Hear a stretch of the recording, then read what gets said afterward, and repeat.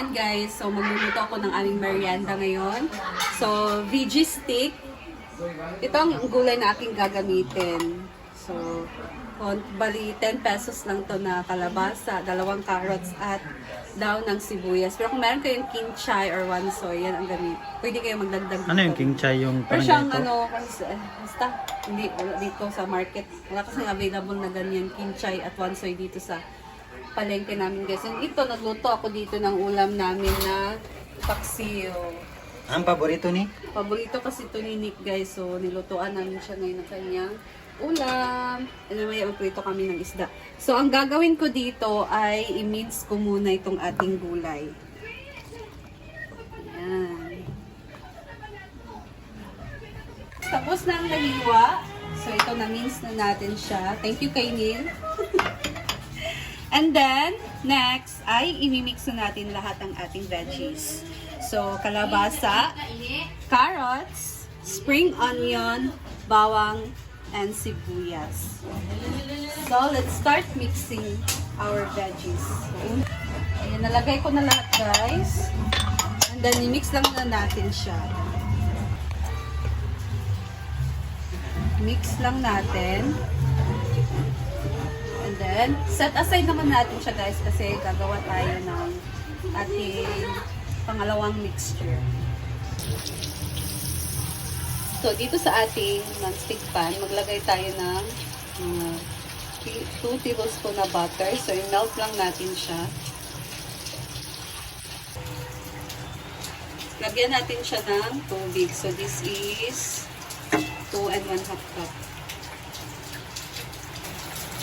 At kumukulo na siya guys, nagtimpla ko dito ng kalahati ng chicken cubes. Kung meron kayong chicken powder, pwede chicken powder ninyo ilagay.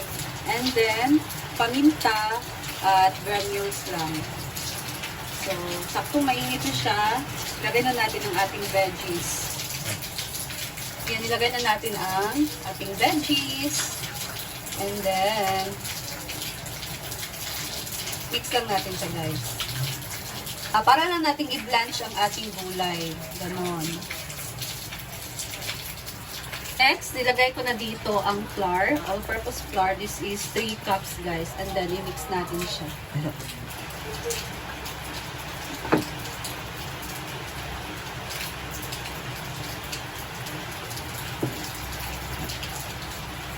Ay, hintayin na, i-mix lang natin siya. And then, yung wala na siyang guys, yung kulay harina na puti.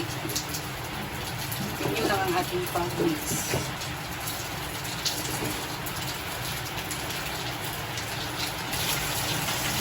Guys, ganyan ang kanyang tsura. Okay lang na meron pa mga parang white. So, lagyan na natin siya ng itlog. Naglagay na ako dito guys ng 2 itlog. So, nakapatay lang ang apoy nito. I-mix lang natin siya. Ayan.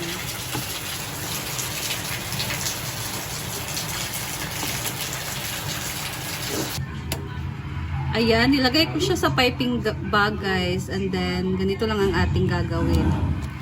Kayo na bahala kung gaano kataas yung gagawin niya.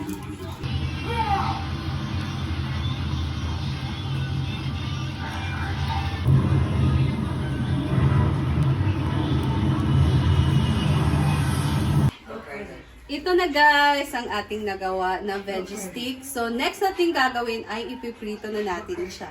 So, let's go! Ayan guys, so magprito na tayo. Nagkalagay na tayo dyan sa ating kawali. And, kaya lang natin siya na mag-kulay brown. Ayan guys, so luto na siya. Pahanguin na natin itong first batch.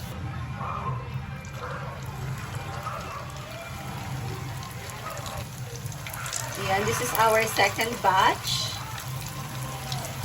Ang bango niya guys, promise. So, di ba, kumakain naman kayo ng french fries na unhealthy. Ito na lang. Meron pa siyang veggies. And nakisiguro pa tayo na malinis kasi tayo ang gumawa. And mas masarap pa to sa french fries. YouTube. Here you go, our second batch. Agay! Clip day.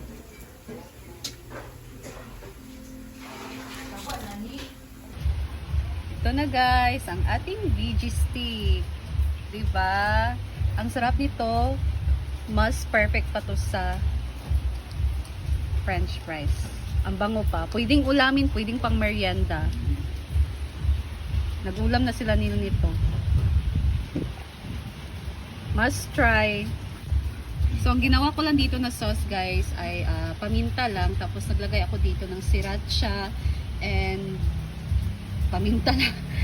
Mayonnaise, may paminta, asin, asukal, and then counting suka kasi wala akong lemon. Pero kung meron kayong lemon, you can try lemon. And then sriracha or hot sauce. Ayan. Pwede ka gawin.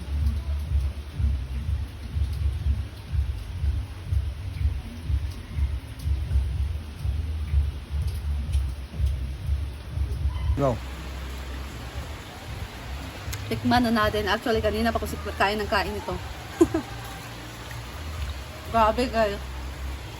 Must try nyo to talaga. So, promise, ang sarap. At ang sarap ng sauce. Tapos, perfect match siya sa ginawa kong mayonnaise. Ang nilagay ko lang dito ay para maulit to. Mayonnaise, naglagay ako ng kaunting asin, kaunting asukal, or kung meron kayong honey, pwedeng honey. Tapos paminta and then sriracha lang or hot sauce. Yan lang guys. I-mix mo lang. Kung meron ka na yung lemon, pwedeng lemon or kung wala, suka. Promise, ang sarap.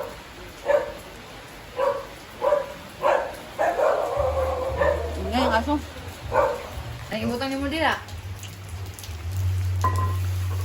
Here we go guys. It's snack time. My baby, you like it? You want to toast lang, my baby?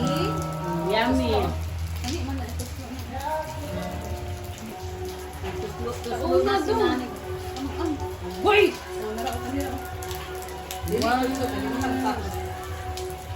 Ano dong anak? Gigi. Again. Go! Wow. Yay! Ayun guys, kung hindi nyo pa yun nasubukan na recipe, must try this recipe kasi ang sarap talaga niyang pang merienda. And hindi lang pang merienda guys, kasi masarap din siyang pang ulam. And of course, pwede din siyang gawing negosyo. Thank you so much for watching and sana meron kayo natutunan sa aking recipe ngayon. And thank you guys. See you again sa aking next video and next recipe. Bye! God bless you all!